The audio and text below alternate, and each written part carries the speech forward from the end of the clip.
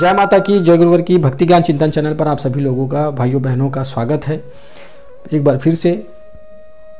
दोस्तों, आज हम बात करने वाले हैं शिविर से ही संबंधित विषय पर। आने वाले समय में 2 दिवसीय शक्ति चेतना जन जागरण शिविर होगा, आप सभी को मालूम है। और जिनको नहीं मालूम उनको बताना चाहता हूं कि 10 और 11 फरवरी 2024 को बिलासपुर छत्तीसगढ़ में 2 दिवसीय शक्ति चेतना जन जागरण शिविर परम पूज्य सद्गुरुदेव श्री शक्तिपुत्र जी महाराज के द्वारा लगाया जाना है। और इस शिविर में काफ़ी लोग, लाखों लोग यहाँ पर इस शिविर को लाभ लेने के लिए उपस्थित होंगे। तो आज इस वीडियो पर हम बात करेंगे कि शिविर पर अगर आप आते हैं तो क्या कर लेकर आएँ। यानी कि अगर आप शिविर में आते हैं तो शिविर में क्या कर लेकर जाएं जिससे कि आपको कोई परेशानी ना हो। इस विषय पर जो है आज इस वीडियो में हम बात करेंगे।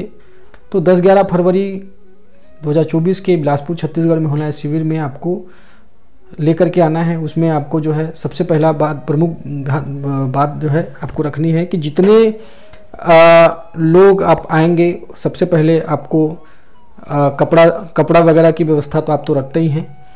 साथ ही ठंड का मौसम रहेगा, तो ठंड के मौसम के लिए आप जो है ब्लैंकेट वगैरह या ओढ़ने बिछाने के लिए जो भी चादर वगैरह है या फिर ब्लैंकेट है ओढ़ने के लिए, ये सारी चीज़ें जो है आप ज़रूर रखें, क्योंकि ठंड का समय रहेगा फरवरी, जो कि वहाँ पर पंडाल की व्यवस्था होती है और सुबह सुबह जो है काफ़ी जो है ठंड और बढ़ जाती है, जिसकी वजह से आपको कोई असुविधा ना हो, कोई परेशानी ना हो। इसके लिए आप जो है अपने घर से जो है व्यवस्था बना करके शिविर आने के लिए निकले।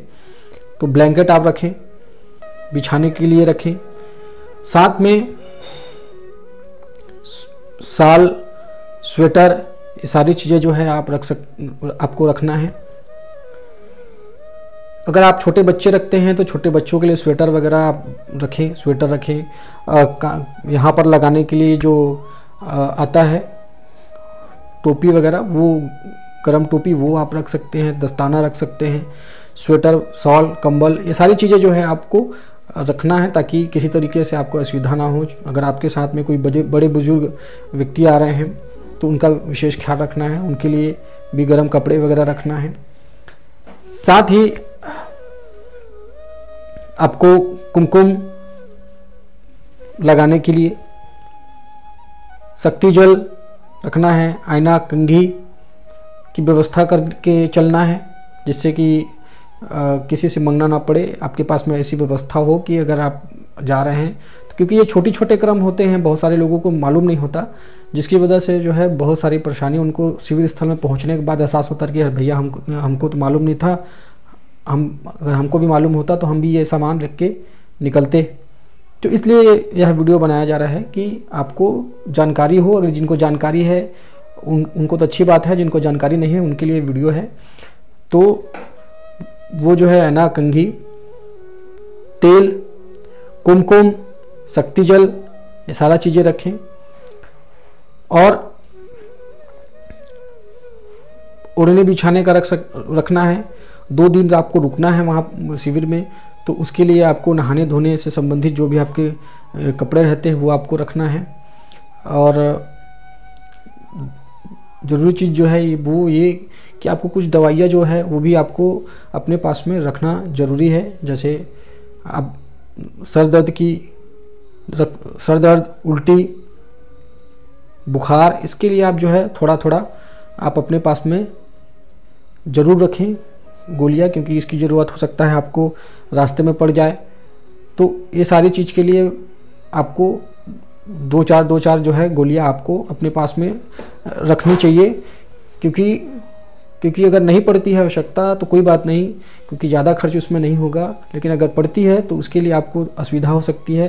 तो आप जो है थोड़ा बहुत बना करके अपने व्यवस्था चलें।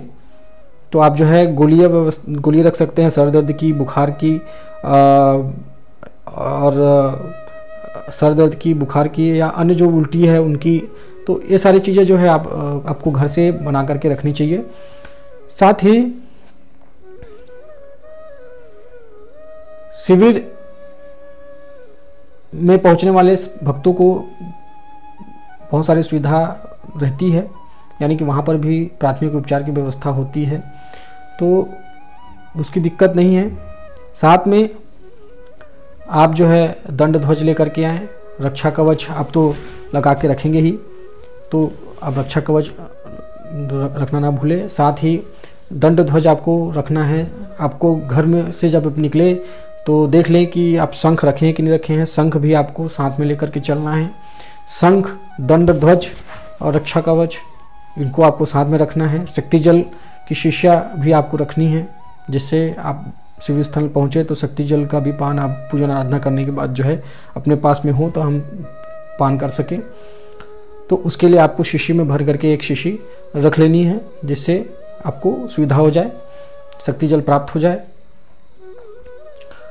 तो ये कुछ चीज़ें हैं जो है आपको शिविर में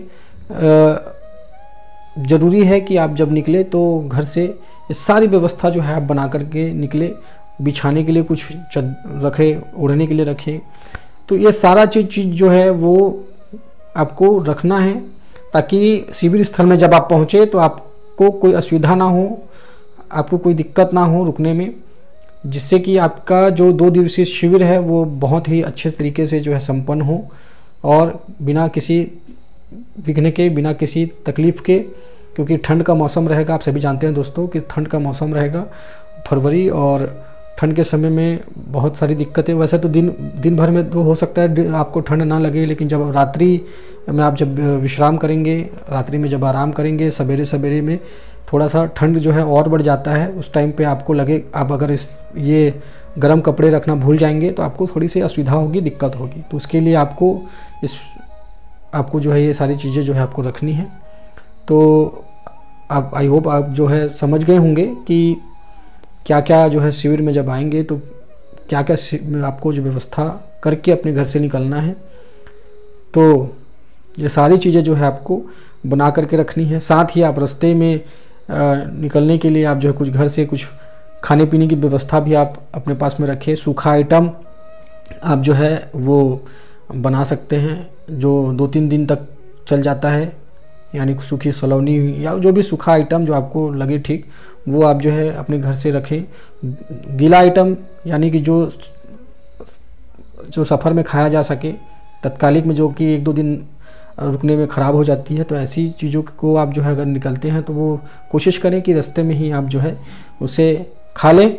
और जो सूखा आइटम है, जो 2-4 दिन 5 दिन रुकने वाली जो आइटम है, उसे आप जो है ज़रूर पैक करके रखें, ताकि शिविर में अगर आप आते हैं, अगर आपको खाना नहीं मिल पाता, या क्योंकि भीड़ रहती है और शिविर में वैसे तो निःशुल्क रहती है भोजन भंडारा, और जहाँ पर आप माँ का प्रसाद, अन्नपूर्णा माता का प्रसाद जो है आप जाकर के ग्रहण कर सकते हैं। लेकिन कोई वो ऐसे होते हैं जो नहीं जा पाते या नहीं खा पाते, या कहना चाहिए उनको घर का खाना ऐसा चाहिए होता है, या जैसा भी है, तो आपको थोड़ा सा अगर आपके पास में सूखा आइटम रहेगा तो आप जो है उससे आपका काम जो है आप चला सकते हैं।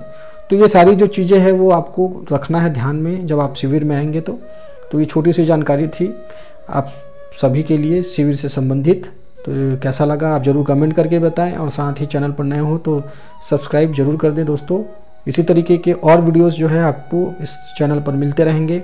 शिविर से संबंधित जो भी जानकारी होगी वो मैं आपको इस चैनल पर देता चला जाऊंगा। तो अभी इस वीडियो में बस इतना ही। तब तक के लिए जय माता की, जय गुरुवर की।